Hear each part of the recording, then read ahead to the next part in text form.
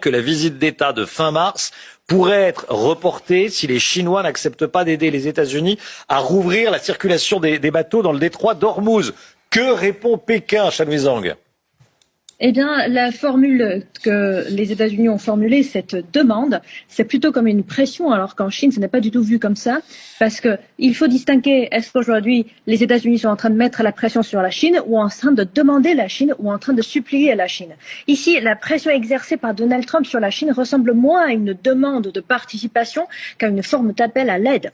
Et donc, je redis encore le tweet de M. Araghchi, qui est le ministre des Affaires étrangères de l'Iran. Il a dit dans son tweet, je cite, il a dit « Les États-Unis sont désormais réduits à supplier d'autres pays, y compris la Chine, de les aider à sécuriser le détroit d'Ormuz. » Fin de citation.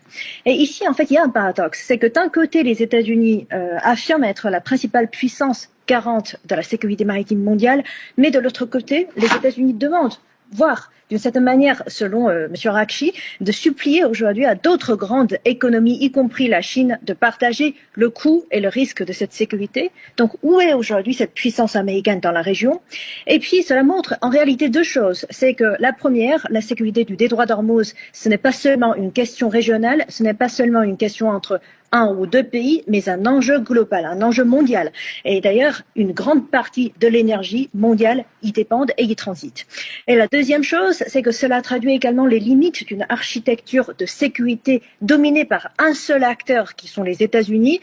Lorsque les tensions montent, même aujourd'hui, on voit que la première puissance mondiale ne peut plus agir seule. Donc, dans ce contexte, la position de la Chine, à la fois calme et aussi qui cherche à plus de médiation dans le pays, reste relativement constante. Donc, à la fois favoriser la désescalade, privilégier la diplomatie et éviter d'être traîné dans une coalition militaire. Donc, je pense que c'est un sujet et c'est un phénomène très intéressant pour voir aujourd'hui le rapport de force dans la région du Moyen-Orient. Et apparemment que la Chine préfère jouer le rôle de stabilisateur régional et diplomatique plutôt qu'être un acteur militaire dans cette affaire. Ouais. Vous ne pensez pas que qu'en demandant de l'aide à l'OTAN, mais et également à la Chine, c'est plus un appel du pied, j'allais dire, diplomatique que technique, parce que les États-Unis ont des moyens pour sécuriser Hormuz. Parce que vous pointiez du doigt le fait que les États-Unis aient besoin de Pékin. C'est un besoin pour vous militaire aussi, pas que diplomatique. Parce que en ralliant Pékin à sa cause, ça donne encore plus de poids à l'opération pour libérer Hormuz.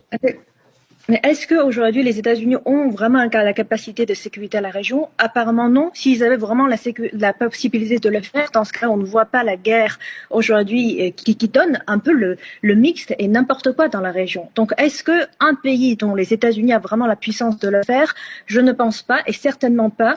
Et puis, la deuxième chose, c'est qu'il est aussi important de remarquer de l'autre côté la position de la Chine. La Chine a toujours dit et refusé d'intervenir militairement, parce que la Chine est aussi le seul pays, grand pays parmi les 5 pays, le Conseil de sécurité de l'ONU, à pouvoir dialoguer en ce moment avec toutes les parties, y compris Israël, y compris tous les pays du Moyen-Orient et l'Iran et la Russie pour pouvoir trouver un accord. Donc je pense que c'est davantage un appui peut-être politique, mais ça dépend également de la réaction de la Chine, comment la Chine va résoudre ou à essayer d'y contribuer à cette affaire.